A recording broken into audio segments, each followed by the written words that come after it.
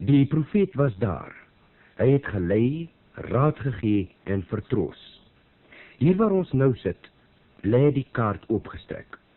Droom ons met die vingerlaans oor die plekke, oor die trek en die profeet, want ons is intieme kennisse met hom Niklas. Ons het hom baie gaan sien op sy plaas voor sy huisie by die velskoene. En altyd as ons daar kom, het hy die verblik in sy oog gehad. Die vinger is op Kuruman. En die 8 November was ons commando aan trek. En die oggend, omtrent 3 uur, was ons naby Kuruman gewees. Toe het hy na my toe gekom, ek het voorgerei in stoet. Broer Boy en ek langs mekaar. Toe sê hy aan my, hy sê, kyk, hy sê, ek het iets om jou te vertel, ek sien hiervoor is gevaar. Ek sien ons veg hiervoor, want ek sien, in die gezicht sien ek dwars slote voor oor ons pad. Hy sê, dit meen gevaar. Hy sê, en ek sien, ek word geskiet, hy, van Niklas. Hy sê, na die geveg sien ek, vat hulle my, en sit my achter in 'n motorkar, en hulle vat my deur en spreek water. Ek sien die water loop onder die kar deur. En oorkant teen die rand sien ek 2 groot withuise. Hulle gaan lê my neer op 'n bank onder die veranda by een van daardie withuise. Dit was die plek Silodien, wat later 'n landbouskool was. Hulle het my daar neergelê, is ek het gekwes geworden.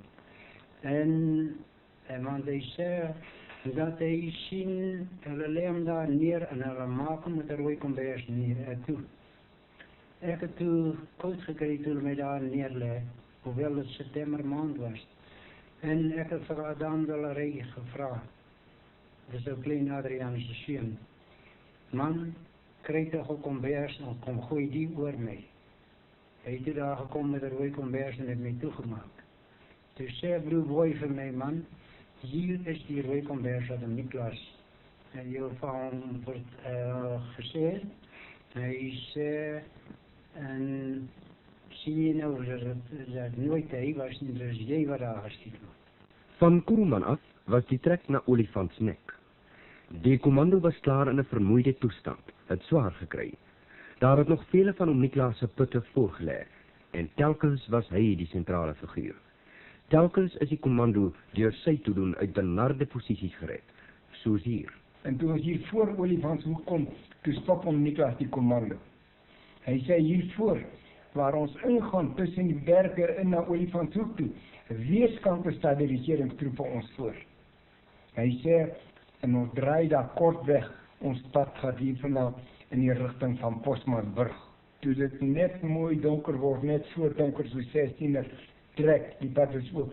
Hy moet altyd vir ons sê, wanneer stop en wanneer trek en waarna. Hy moet die pad wees. Al is dit nou goed donker in die nag. By Langberg is 'n lokval gestel, en weer het hulle ontduik. Siener het die pad aangewys na die Groot Rivier se kant toe. Toe, by Grootdrink, het hy iets voorspel. Hy sê, kyk generaal, hiervoor sal ons baie moeilikheid hê. Hy sê, ek sien ons word daar omsingel deur die regeringstroepe. Vandag gaan ons uit. En toe om Niklas praat, vandag gaan ons uit. Die generaal kent sy 2 vuiste onder om Niklas se neus. En hy sê vir hom, jy kan maklik praat. Wie julle is net om ons. Toe sê hom Niklas vir hom, broer, dit kan my nie help nie. Ek het gesien die pad waar ons uitgaan. En ek het nie gesien dat op ons skoot geskiet word nie. En ek na die rebellie het ek verneem van 'n vriend van my, hy sê dat ons omsingel met 6000 vloeke daardie dag. Ons het geveg tot dat het begin donker word. Om hulle weg te hou, dat hulle nie en by ons kan kom nie. En Niklas het toe van hom gesê, nee generaal, ons moet nie hulle na Afrikaanse kant toe gaan aanval nie. Hy sê, ons moet daar 2 duime en nekkie maak. Hy sê, daar moet ons deurgaan. Toe sê iemand van die commando, die sê Niklas, hulle daar vandag hulle kanone reggetrek. Toe sê, nee, dit maak nie saak nie. Ons sal veilig deurgaan sonder 'n skootskiet. En as ons deur is, dan kry ons 'n pan water daar aan die kant. Hy sê, en daar sal ons 3 van hulle troepe sal ontvang. Dat het letterlijk zo gebeurt, ons het deurgetrek zonder ons so te skiet. Ons het 3 van hulle troepen gevang. Een was nog een mannetje van Vryburg wat ek ken. En ons het hulle daarin, hulle was teruggestuurd van die linie af om zich een waterkannetjie skoon maak. Toe sit hom Niklas weer op die trekplank. Toe sê ek vir hom, Niklas, waar generaal Kemp brees. Ek sê hom, Niklas, hoekom het generaal Kemp se knie vandag slap geworden? Toe hy vir jou met die vuiste onder jou neus verwyd het. Hy sê, ja broer, kyk God, laat elke mens in die stok wil. Generaal Kemp moet nie oormorgen sê, dis hy, julle generaal, of julle die dapper burgers, of ek die siener wat julle hier uitgedring het nie. Maar ons moet God die eer gee wat hom toekom. Nog steeds was die vastberadenheid groot. Daar moes eenvoudig deurgedring word na Duits-Wes. So word die eerste Duitse troepe ontmoet, ook deur voorspelling. Hy sê vir my, kyk, môre is ons tussen die blauwkippe. Hy sê, maar wat ek nie verstaan nie, ek sien hulle ja, so hy wys met sy hande so, hulle ja, uit mekaar weg van ons af. Hy sê, en dan sien ek kom hulle van vooraf terug, weer na ons toe, met 2 blauwpere, 2 bruinpere en 'n skimmelperd. En dan kom hulle tussen ons. Nou ja, nou trek ons daar die nag daar weg. En ons het die hele nag getrek. Ons kerels se voete was stikkend geloop party, met die loopry daar langs Groot Rivier, die Kruisgraven, en baie mense het baie beswaarlik daardie laaste nagte tog deurgemaak. Die ander dag môre, toe dit lig word, toe kom ons aan na 'n plaas toe. Die plaas se naam is Geluk, en daar woon 'n Engelsman met die naam van Longland. Toen ons aankom na die plaas toe, sien ons daar by die plaas 'n klompie terrorruiters. En ons begin skiet en hulle begin skiet. Maar toe hulle sien, en weet wel laat hulle skiet, ons kom maar. Toe los hulle die kraal. En toe ja hulle weg, soos om Niklas gesê het, so uit mekaar van ons af weg. Hier is nou een van die mooiste voorbeelde van sy sienerskap. Generaal Kemp gesê, ons sal nou hier rus, al is dit vir 'n maand of meer. En ons het daar, het ons begin, het hulle die burgers begin, hulle het vee geslag en hulle het vuur gemaak, daar was massa droë bome. Er is sommer bome aan die brand gesteek. En want ons spioene het teruggekom en gesê, hulle is terug, daar die duisende van hulle is teruggetrek na Appington toe. En ons het gaan lê en slaap. 10 uur was die laaste van ons mense wat daar gekom het. En 3 uur die môre, toe blaas generaal Kemp die fluitjie hier toe met ons trek.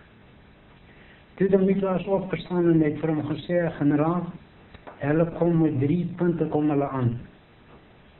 En ons het toe daar weggetrek. En hulle daar die nacht gekom en hulle daar die vuur omsingel. En die oggend toe dit lig word, te sien ons daar was geen een van ons daar nie, ons was uit. En daar diezelfde dag het ons by die Duitse magte gekom. Dit gaan moeilik om sulke dinge te glo en daarbij nog te ervaar. Te sien hoe dat elke gesig onvermijdelik op die waarheid afstuur. Die ruiter van die Appelblauw skimmel, die onverskrokke en toen nog jong generaal Mannie Maritz, het die troepe ontmoet. Hulle is toegerus met Duitse wapens en ander voorrade. Maritz het met oorleg met Kemp besluit om Lützebutt aan te val. Om daartoe te sien dat daar geen regeringsman ontsnap nie. Generaal Mannie Maritz het ons voordat ons Lützebutt gaan omsingel het, hulle by Lützebutt. Toe het hy van die kommandante gevat.